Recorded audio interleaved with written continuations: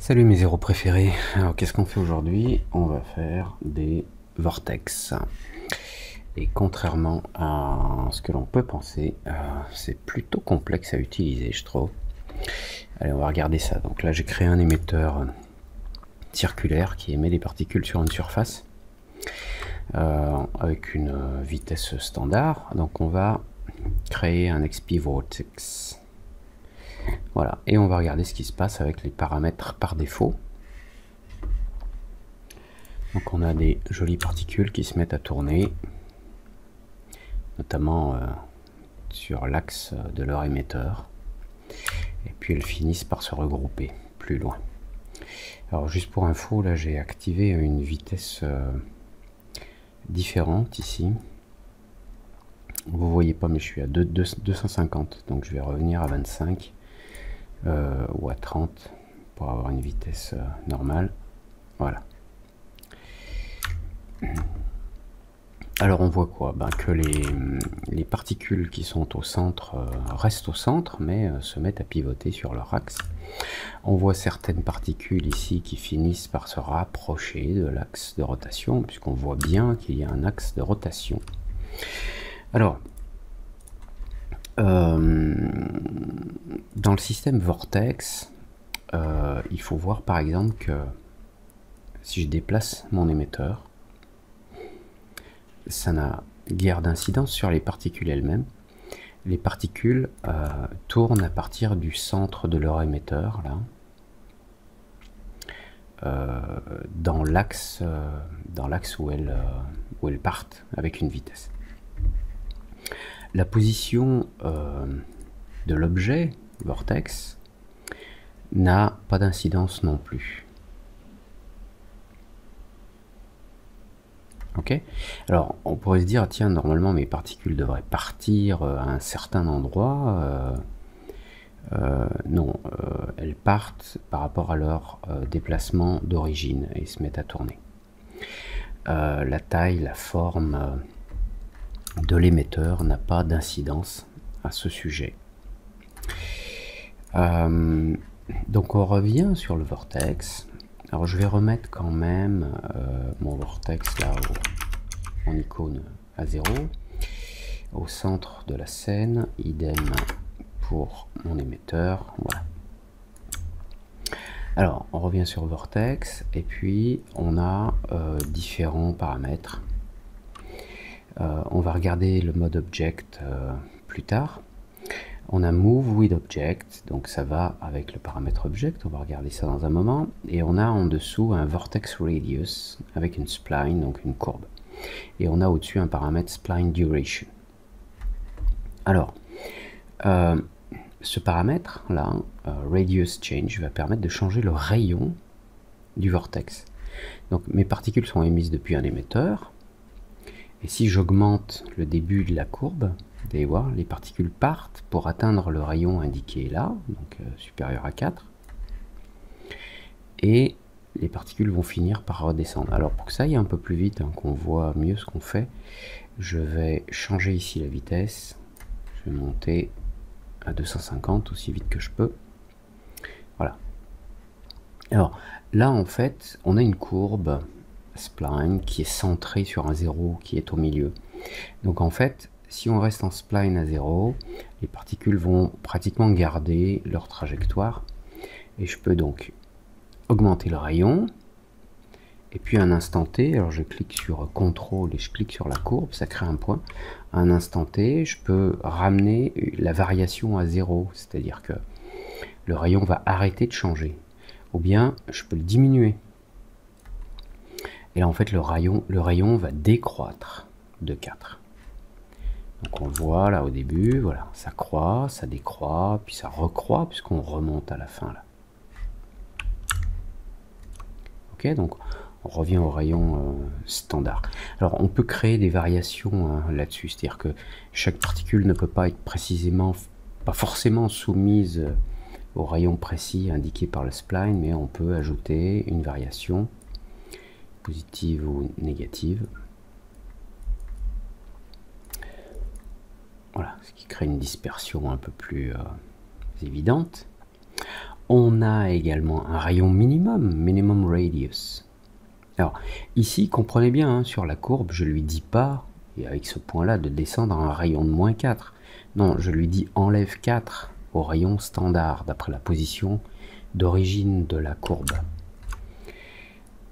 Et je peux descendre encore plus loin.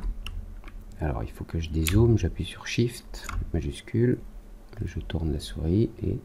Alors là on a un rayon minimum que je peux descendre par exemple à 1.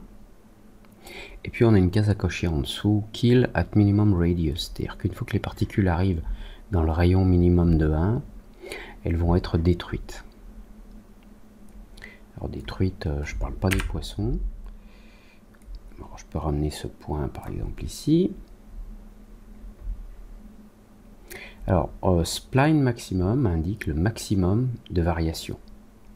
Donc on peut l'augmenter et puis je peux par exemple descendre ce point maintenant pour lui dire que voilà, je veux que le rayon diminue.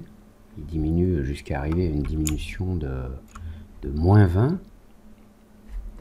Et quand j'ai le kill at minimum radius qui est en marche, et ben dès que les particules arrivent et qu'elles ont une rotation sur leur axe de 1, elles sont détruites. La durée, elle, la durée d'activité et de la courbe est indiquée par ce paramètre au-dessus, spline duration. Donc là, si on est à 30 images secondes, 90 images, ça fait 3 secondes. Mais on peut indiquer une durée plus grande ou plus courte, as we, comme on veut, sachant que là, les particules arrivent trop vite à la fin de leur... touchent trop vite le rayon minimum. Elles disparaissent plus tôt. Voilà. Alors, bien sûr, on peut s'amuser avec cette courbe. Hein. On peut... voilà, agrandir le rayon, le diminuer. Alors, maintenant on va regarder le pitch. Le pitch en dessous là, cette courbe de pitch, c'est une vitesse. C'est la vitesse à laquelle les particules vont se propager le long du vortex. Alors au départ, elles ont une vitesse là qui doit être de 5, voilà.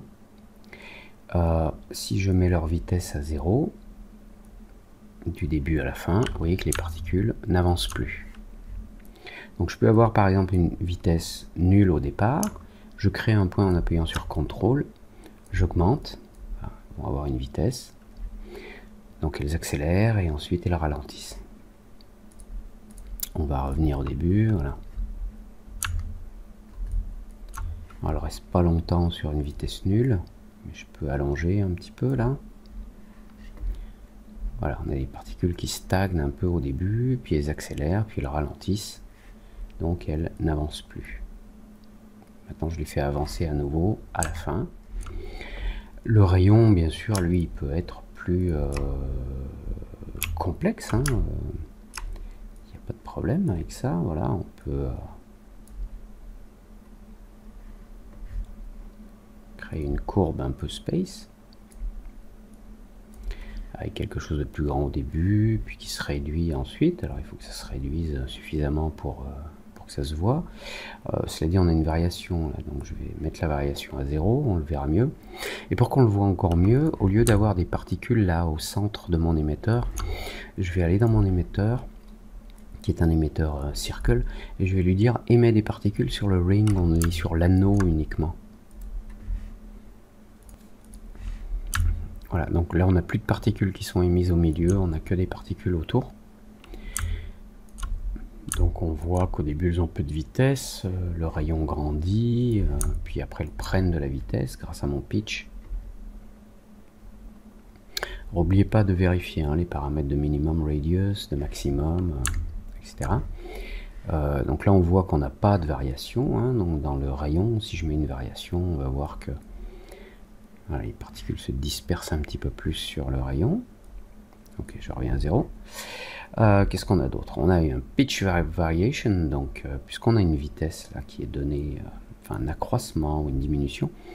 Vérifiez bien aussi le spline maximum sur la vitesse. Voilà, si vous pouvez l'agrandir pour dire si vous voulez que ça prenne beaucoup de vitesse à un endroit. Il faut augmenter le maximum possible. Donc tant qu'on est dans des valeurs positives de la courbe, les particules avancent. Et si vous passez dans des valeurs proches de 0, les particules s'arrêtent. Elles arrêtent d'avancer. Alors, puisqu'en plus c'est complètement animable, ça, on peut faire des choses vraiment jolies avec. Maintenant, on passe au truc le plus space à gérer, c'est la direction. Comme je vous l'ai montré, si vous faites pivoter l'émetteur, alors je prends l'émetteur, si je le tourne, et les particules ont tendance à tourner d'après leur vitesse originale, hein, et le centre de l'émetteur.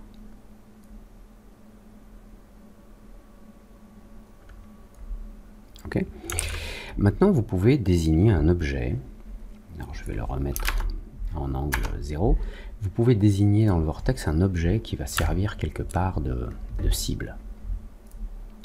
Je crée par exemple un petit cube.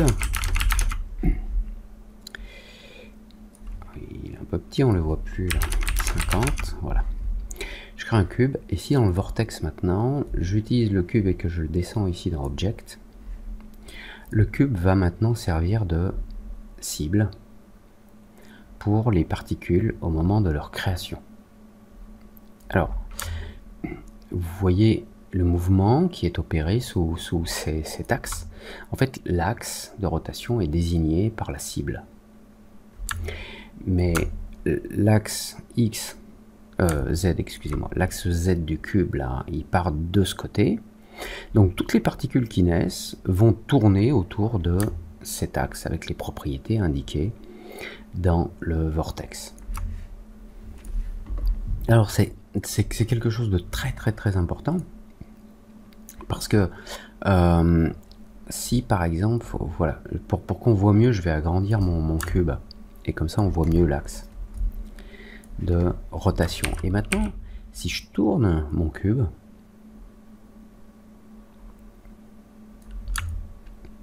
vous comprenez mieux que c'est l'axe du point de pivot de l'objet qui est utilisé. Ok? Et si vous prenez par exemple un autre émetteur, copy-paste, et puis je le déplace, voilà, vous voyez bien que le vortex a une direction et une seule, sur un axe, et un seul axe. Maintenant, si je déplace mon objet, donc finalement je déplace l'axe de rotation, mais les particules qui ont commencé à tourner sur un axe, comme celle-ci là, vont continuer sur cet axe là, pendant que les nouvelles vont aller vers la nouvelle position de l'axe. Et on a dans le modificateur vortex, on a une case à cocher là qui s'appelle Move with Object, qui va permettre, si on déplace l'axe de rotation, de déplacer les particules avec l'axe, et elles vont tendre à aller vers l'axe s'ils se déplacent. Voilà pourquoi je disais en préambule, ça a l'air simple, mais ça peut être assez chaud hein, en utilisation. Bien sûr, si vous vous amusez à animer par exemple ce cube avec un vibrate sur sa rotation 30-30-30 et puis une fréquence de 0.2, ça devrait suffire. Puisque là j'ai l'option Move with Object, vous voyez que mon vortex, mes particules ont tendance à suivre l'objet. Alors on va juste s'amuser là à augmenter la vitesse des particules dans les émetteurs. Emission 136, on va mettre 500, et l'autre émetteur je vais mettre 600.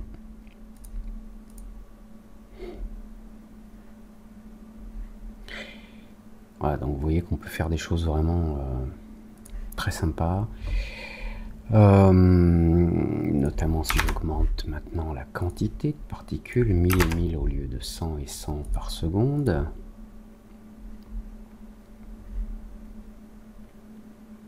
Perso, je trouve ça magnifique. Vous pouvez cumuler ça avec par exemple les turbulences que l'on a vues précédemment. Curl, on va mettre une force très faible. Alors là, ça va beaucoup moins vite parce qu'il a beaucoup plus de mal à calculer. Je vais quand même mettre une force plus élevée sur le curl. Voilà. Donc on crée là des turbulences en plus de l'effet de vortex. Si j'augmente encore le strength of the curl, que je diminue son échelle, on verra un petit peu mieux.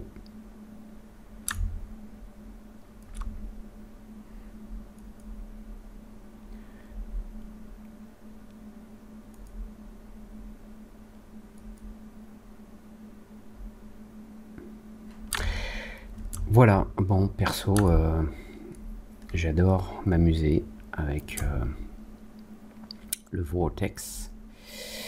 Et j'espère que vous vous amuserez aussi comme des fous